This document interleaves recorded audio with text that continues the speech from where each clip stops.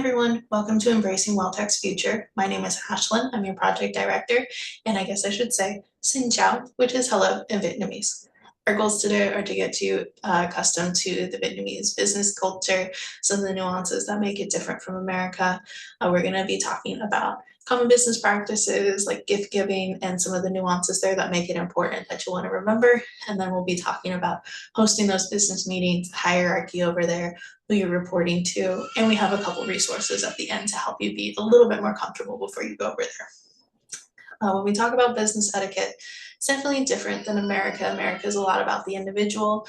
Vietnam is all about collectivism mindset and the team, being a good team player, working well within the team, and are you helping the team meet its goals successfully? They care a little bit less about the individual and a lot more on, are you a harmonious part of their team? So that's something important to keep in mind. Way that you can show respect before you move over there. It's just knowing a couple common phrases. We've already said xin chào, which is hello. You can commonly say that with a little bow that's viewed as respectful. A couple other little phrases are going to be cảm ơn, which is thank you, and tạm biệt, which is goodbye. Practice those phrases. Inflection is very important in the Vietnamese language, but knowing a couple little phrases before you go over there shows your respect for their culture.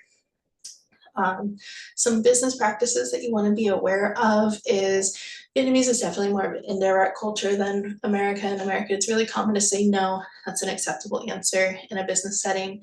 In Vietnam, they're a little bit more indirect. Instead of saying no, you'll probably hear something like maybe, I'll try, I'll think about it. That essentially means no. So just adjusting your mindset before you go over there, that if you hear those things, your coworker is telling you no, and trying to speak in the same type of tone and dropping the no and being a little bit more indirect in your answers. So there's a little bit more harmonious interactions between you and your coworkers over there. Another thing that's important is gifts. Gifts are very common for a situation like we're walking into where they've purchased our company. A gift would be something that would be respectful to give if you did want to do so. It should be a meaningful gift like a pen or something that they can actually use in their workplace. And something to be mindful of is red and gold. Very, very prominent colors, very respectful colors when you're giving a gift over there. And when you do give your gift to the recipient, make sure you're doing it with both hands. That's an important sign of respect as well. When you're writing, it's probably best to err on this side of formal openings versus informal. Informal openings being like dear, hi, and hello. You could use those down the email chain once you're a little bit more accustomed with who you're speaking with. But when you're walking into things, your initial greeting should be something like Kinh Quý, and then their business title. When in doubt, it's probably best to default to just using the more formal greeting and their title as a sign of respect. When you're conducting the business meetings, you don't want to rush into things. They like to prefer to build some of those relationships first and to really create some personal bonds before jumping into the actual business that you want to conduct. So be mindful of that, starting off a little bit slower.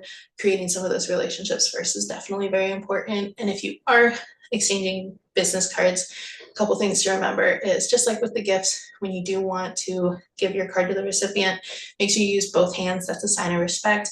And it's also recommended that you have English on one side and Vietnamese on the other for your business cards before going over there.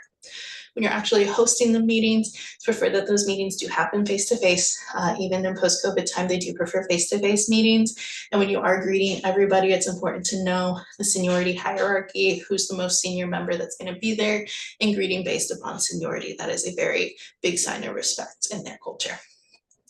Those people who are higher up, they're going to be making most of the business decisions for you. It is definitely very hierarchical, culture-based. So when you're making these questions, asking questions, trying to figure out who's in charge, know your hierarchy, know who the team leads are, know who the management is. They're going to be the ones that you're asking about. When you're preparing for success before your trip, Duolingo is a great app that you can use to get a little bit more familiar with the Vietnamese language and how inflection is so important. And then a great travel guide is Lonely Vietnam Planet. That's a great travel guide. It's going to have lots of information for you. And then my personal favorite would be joining some local Facebook food groups. They're going to have lots of restaurants that you can try in your area that are really going to get you immersed in the culture, and it's such a fun way to do so.